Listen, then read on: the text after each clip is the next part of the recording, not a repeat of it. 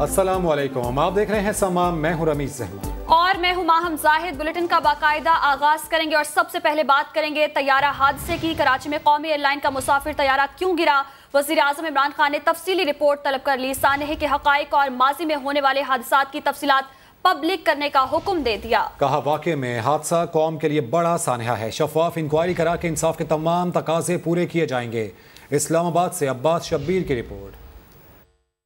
तैयारा हादसे की वजूहात क्या थी? साहना का जिम्मेदार कौन? वजीर आजम का इंक्वायरी और वाकया से जुड़े तमाम हकायक को मंजर आम पर लाने का हुक्म। माजी में होने वाले हादसात की रिपोर्ट भी मांग ली। वजीर आजम की ज़ेर सदारत PIA तैयारा हादसे से मुतालिक अहम इजलास। PIA और एविएशन हुकाम की जानिब से इब्तदाई रिपोर्ट पेश, तहकीकात के हवाले से ब्रीफिंग भी दी। इमरान खान का कीमती जानों के ज़िया पर गहरे दुख और लवाहिकीन से हमदर्दी का इजहार। हादसा कौमी साहना करार, कहा इंसानी जान का कोई नेमुल बदल नहीं। मुतासिरीन को यकीन दिलाता हूँ कि इंक्वायरी में कोई कसर नहीं छोड़ी जाएगी, इंसाफ के तमाम तकाजे पूरे किए जाएंगे। वज़ीर आज़म का इंक्वायरी में सामने आने वाले हकायक पब्लिक करने का ऐलान। शुहदा के लवाहिकीन के साथ मुतासरा घरों के मालकान के लिए भी इमदादी पैकेज तैयार करने की हिदायत। सिविल एविएशन और PIA को हवाई सफर महफूज बनाने के लिए भरपूर इकदामात का हुक्म भी दे दिया। वजीर हवाबाजी गुलाम सरवर खान तैयारा हादसे की इब्तदाई तहकीकात की रिपोर्ट 22 जून को पार्लियामेंट और कौम के सामने पेश करने का ऐलान कर गए। इस्लामाबाद में न्यूज़ कॉन्फ्रेंस में कहा, पायलट ने लैंडिंग गेट ना खुलने की कोई बात नहीं की, ये सवाल $1 बिलियन का है। पायलट ने लैंडिंग के बाद दोबारा उड़ान क्यों भरी? मजीद क्या कहा, आइए देखते हैं। ये क्वेश्चन $1 मिलियन क्वेश्चन है कि जहाज एक बार लैंडिंग कर गया और 3 बार उसने टच किया, फिर क्यों उठाया गया? इस चीज की भी इंक्वायरी हो रही है ना। यही तो असल बात है कि ये गलती किसकी थी। क्या वो इजाजत के साथ उसने लैंडिंग की या विदाउट परमिशन उसने लैंडिंग की? अगर उसने लैंडिंग की कि क्या किसी ने उसे उठाने का कहा या उसने खुद जहाज को उठाया? इतना मैं भी जानता हूं और आप सब भी जानते हैं कि अगर पहिए नहीं खुल रहे तो क्रश लैंडिंग के लिए रिक्वेस्ट करेगा पायलट के, भाई मेरे लैंडिंग गियर्स काम नहीं कर रहे, मेरे पहिए नहीं खुल रहे, तो अब मैंने क्या करना है? या क्रश लैंडिंग करनी है।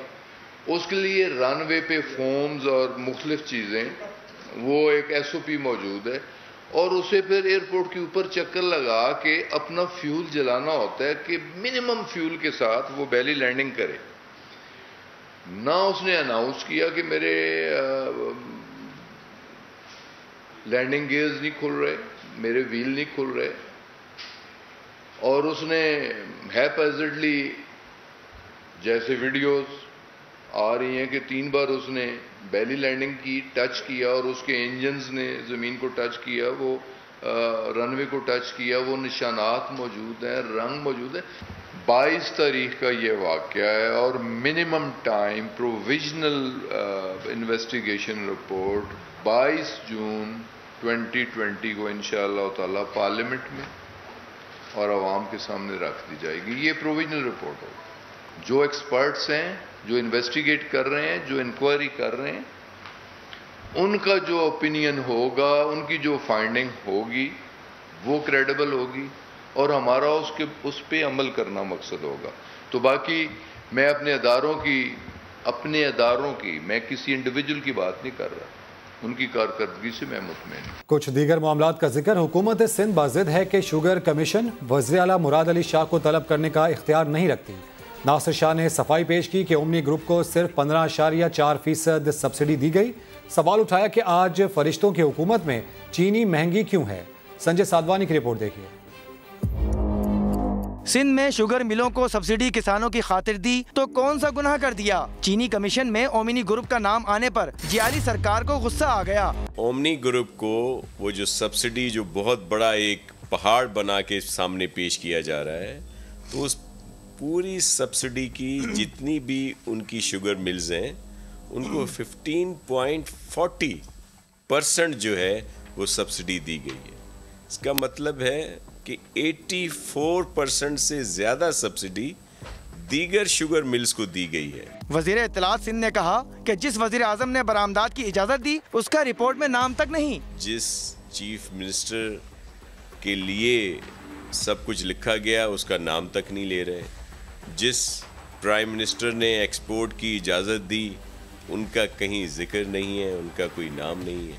अच्छा, अब तो इन्होंने सब कुछ सही कर लिया ना, जैसे ये कह रहे हैं। आज इन फरिश्तों की हुकूमत में चीनी 80 रुपए से ज़्यादा क्यों?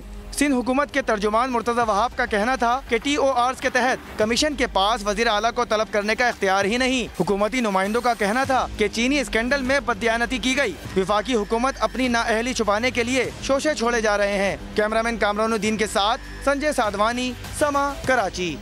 हुकूमत सिंध ने वाज़ेह कर दिया कि 31 मई तक लॉकडाउन बरकरार रहेगा। कल जुम्मे को दोपहर 12 से 3 बजे तक सब बंद रहेगा। सूबे भर में कोरोना के मजीद 1103 केसेस आ गए, 16 मरीज जान से गए। ये रिपोर्ट देखिए।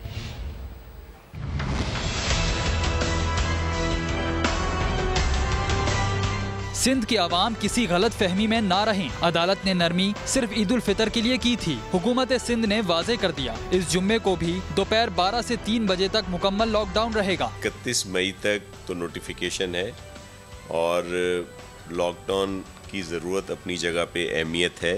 एक चीज़ दोबारा वजाहत कर दूं कि मसाजिद पर कभी भी लॉकडाउन नहीं रहा, लेकिन दीगर जो रोड कह लें, दीगर इलाके कह लें, उन पर जरूर है और इस दफा भी वैसे ही रहेगा। सिंध भर में 24 घंटों के दौरान कोरोना के 1103 नए केसेस रिपोर्ट हुए, जिनमें 905 सिर्फ कराची के हैं। 1924 अफराद सेहतियाब भी हुए, ताहम 16 मरीजों का इंतकाल हो गया। अब तक कोरोना से जाबाहक होने वालों की तादाद 396 हो चुकी है। वजीर आला सिंध कहते हैं केसेस बढ़ना अवाम की बेएहतियाती का नतीजा है। अफसोस से बेहतर है एहतियाती तदाबीर पर सख्ती से अमल किया जाए।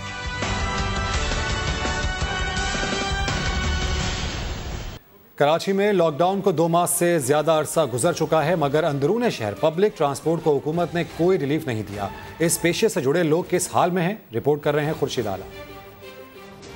आलमी सतह पर मशहूर कराची की मिनी बस W11 की चमकती दमकती गाड़ियां अब धूल मट्टी में अट चुकी हैं। हुकूमत ने हर शोबे को SOPs के तहत काम करने की इजाजत दी, मगर ट्रांसपोर्टर्स की एक न सुनी। बुरा हाल है हम लोगों का, यकीन करें, कभी फाके तक कभी खाते हैं, कभी भूखे ही सो जाते हैं। किस्तों पे गाड़ियाँ ली हुई हैं, किन्होंने क्या कुछ करके गाड़ियाँ ली हैं। ये देखे सोने जैसी गाड़ियाँ मिट्टी के भाव खड़ी हैं। न्यू कराची अल्लाह वाली के बस स्टॉप पर खड़ी ये गाड़ियां मजीद कितना अरसा खड़ी रहेंगी ये भी किसी को नहीं मालूम। मिनी बस के मालकान का शिकवा है कि हुकूमत ने सफ़ेद पोश तबके की कोई मदद नहीं की। बीच का तबका है, गरीब तर, बिल्कुल वाइट पोश जो नज़र आता है वो मांग ही नहीं सकता, किसी का रोड पे आ ही नहीं सकता।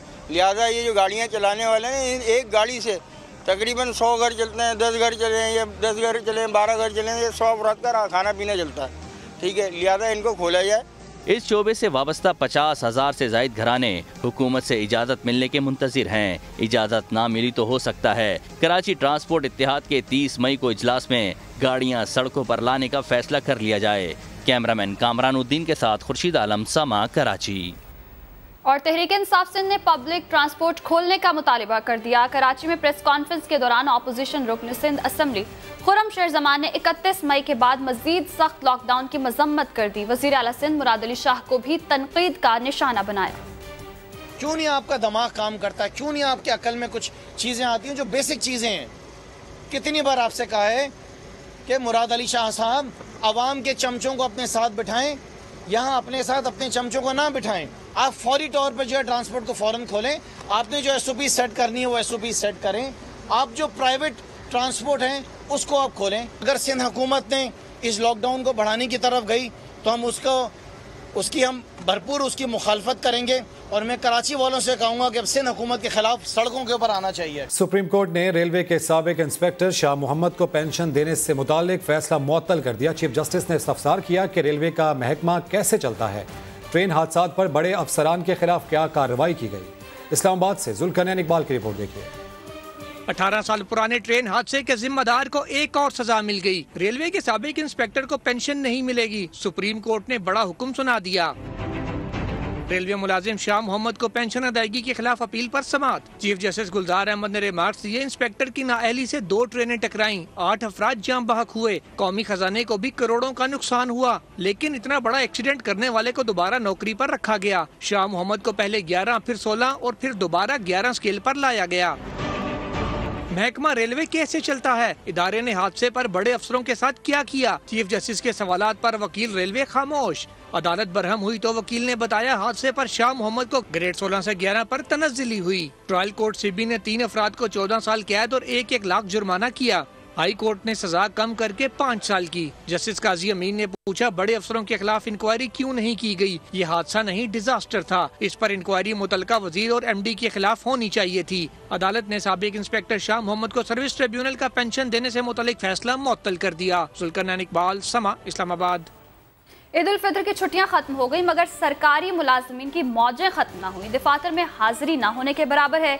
शहर इक़्तिदार की रौनकें भी बहाल होने लगी। ज़हीर अली खान की रिपोर्ट देखिए।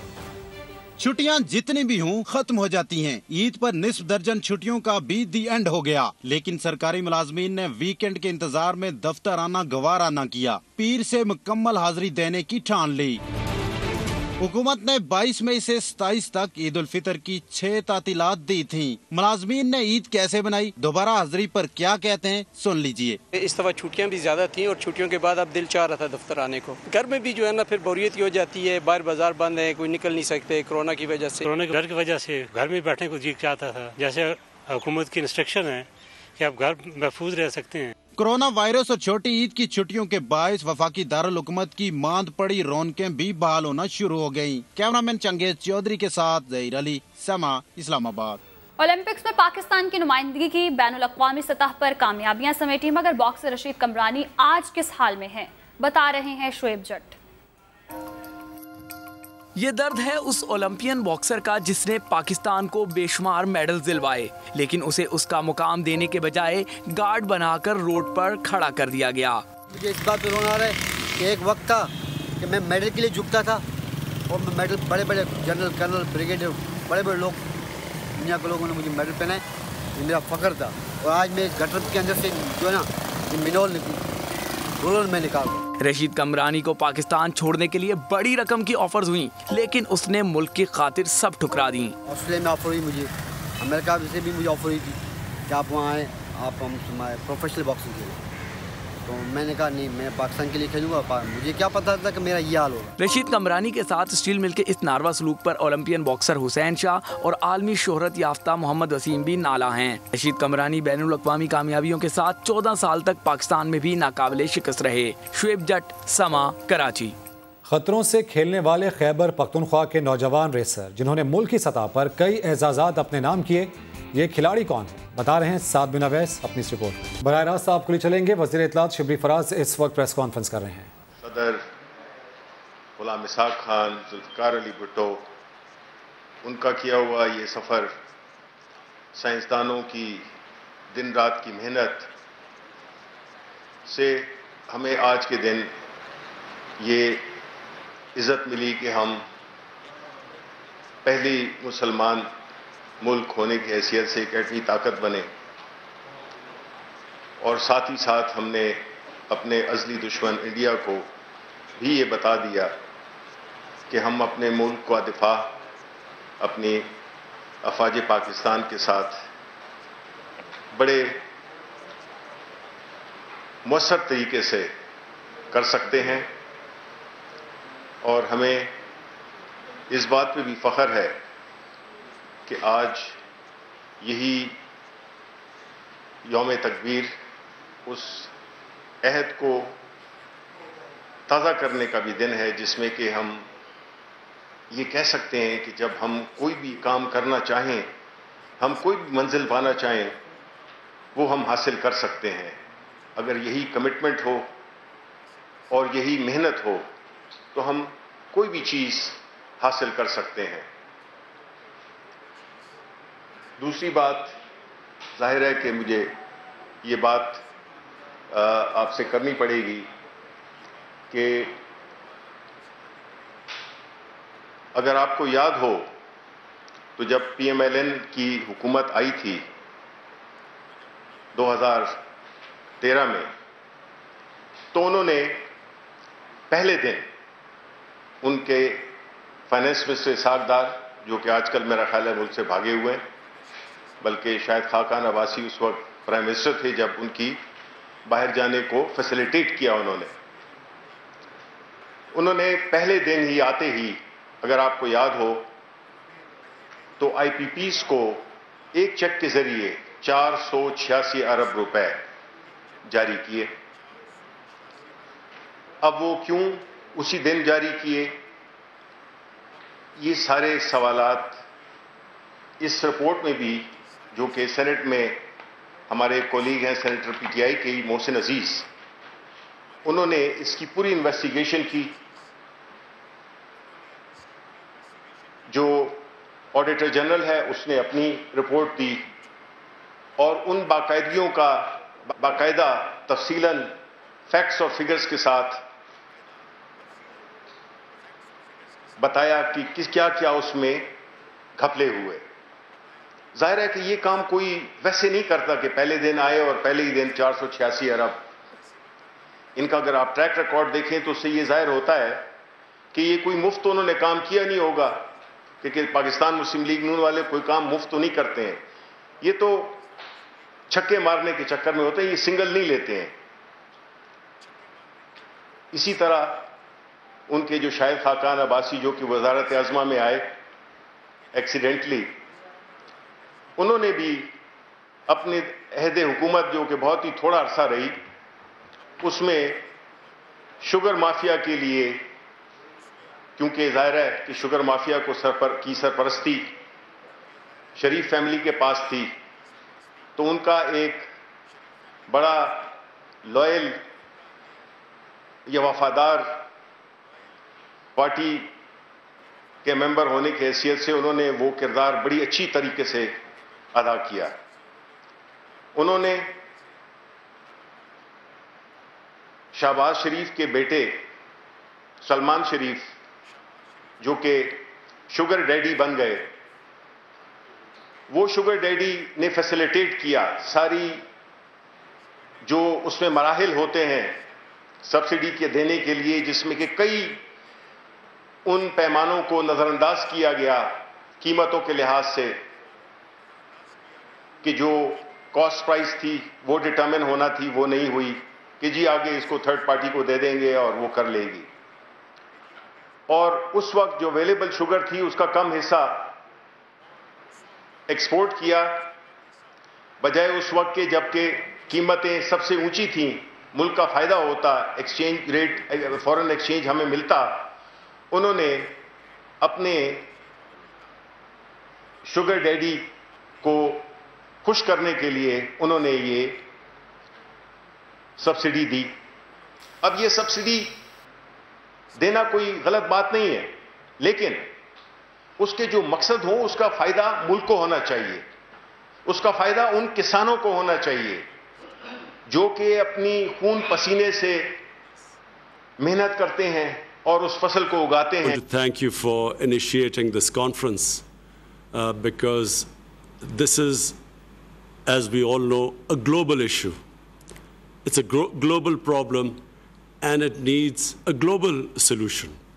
So let me just start off by saying that when the virus hit Pakistan and we did the lockdown, everything came to a standstill, as it did in most economies of the world where they were trying to cope with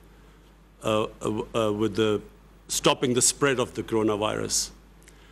And when everything came to a standstill, the biggest issue for us was how to look after the most vulnerable section of our population. And the people affected in the non-formal sector of our economy.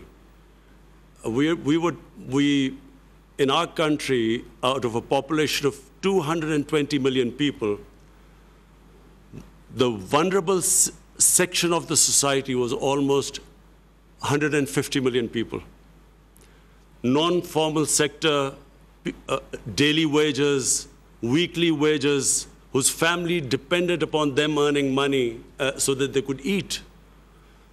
So we then started this big cash handout, one of the biggest programs in Pakistan's history. We doled out $8 billion to stimulate our economy and, of course, to give cash to the most vulnerable section of our society. But the problem was And the problem is, we have falling exports. We have falling remittances.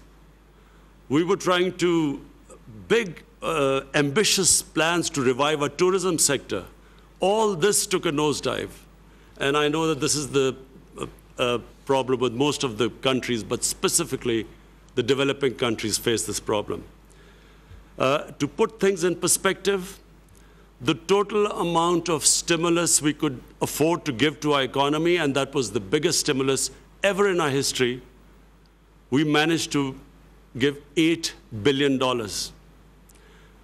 And so when you compare it with countries like the United States, from what I heard, they're giving $3 trillion, Germany $1 trillion, euros, Japan $1 trillion.